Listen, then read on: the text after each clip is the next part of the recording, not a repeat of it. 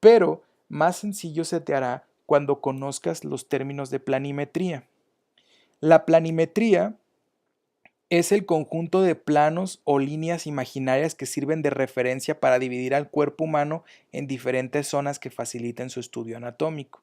Yo siempre comparo la planimetría como todas las líneas imaginarias que dividen a la biosfera o al globo terráqueo para poder identificar latitudes y distintas coordenadas que nos ayuden a identificar un punto específico en la Tierra. Entonces la planimetría es muy similar, pero lo vamos a ir viendo de tal manera.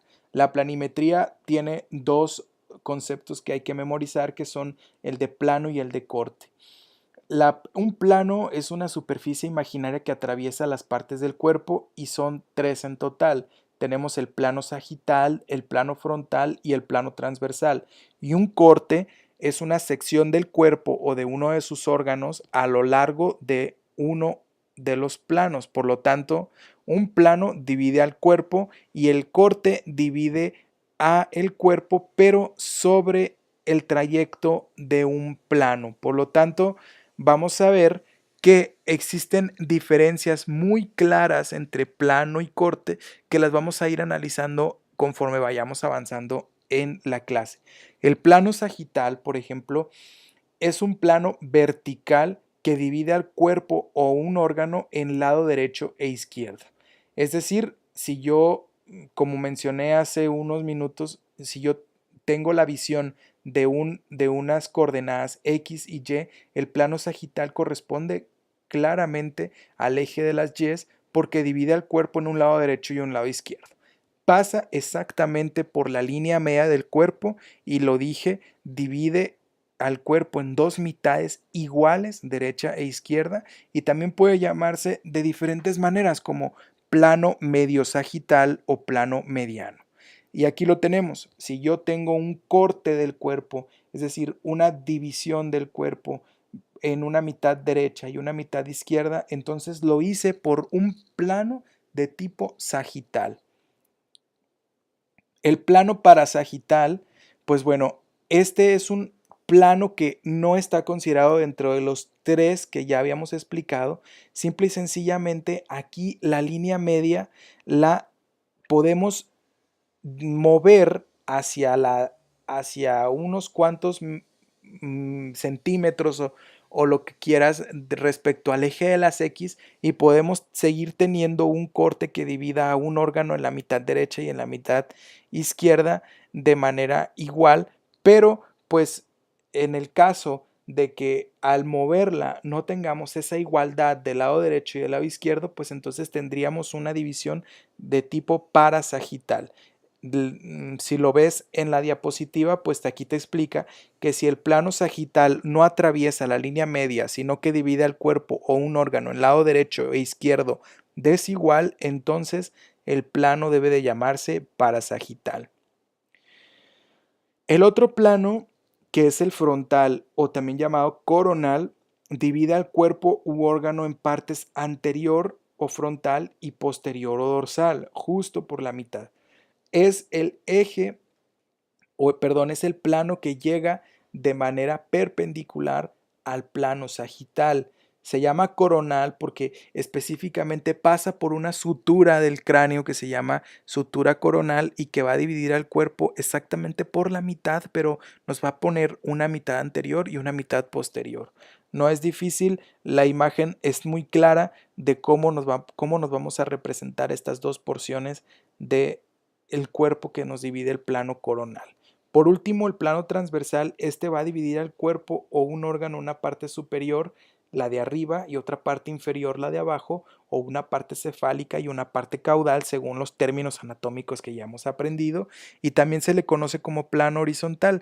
Mira, el plano horizontal o el que ya está, el plano transversal, pues va a dividir al cuerpo justo por la mitad, pero la mitad anatómica, una referencia anatómica que es el ombligo.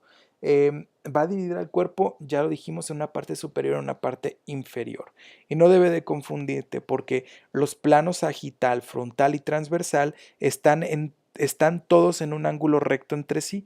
En cambio, un plano oblicuo que es un tipo de plano especial, va a atravesar al cuerpo o al órgano en un ángulo oblicuo, es decir, cualquier ángulo distinto a uno de 90 grados, y también es válido. Por ejemplo, aquí estamos viendo, tenemos en conjunto los tres planos que son válidos en el estudio de la planimetría. Si divide al cuerpo en una mitad derecha y una mitad izquierda, se llama plano sagital. Si divide al cuerpo en una mitad anterior y una mitad posterior, se llama plano coronal. Si divide al cuerpo en una mitad superior y en una inferior, se llama plano transversal u horizontal.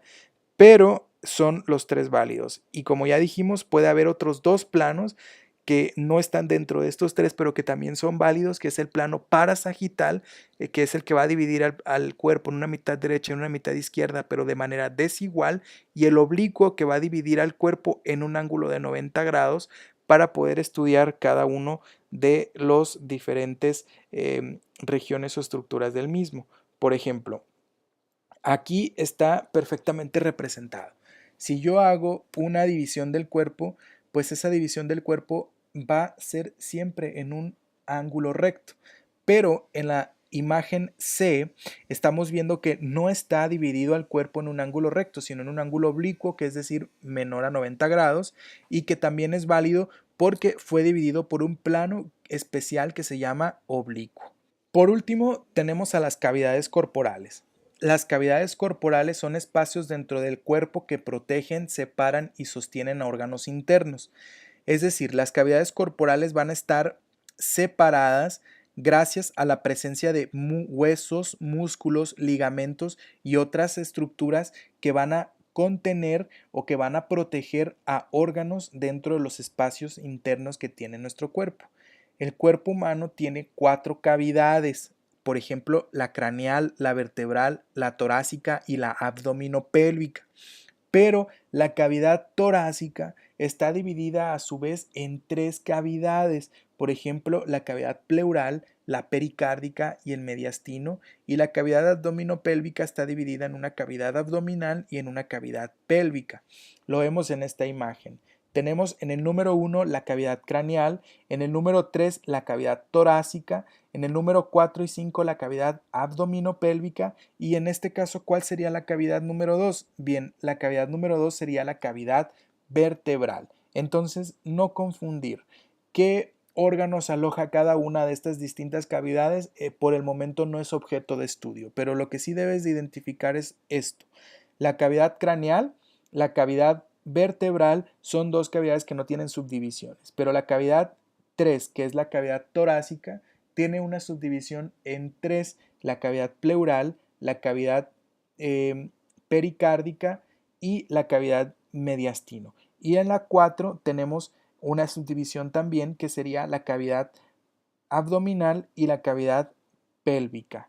Entonces, si no hay otra manera de profundizar en esto que encontrando en la bibliografía básica la manera de complementar cada una de tus notas.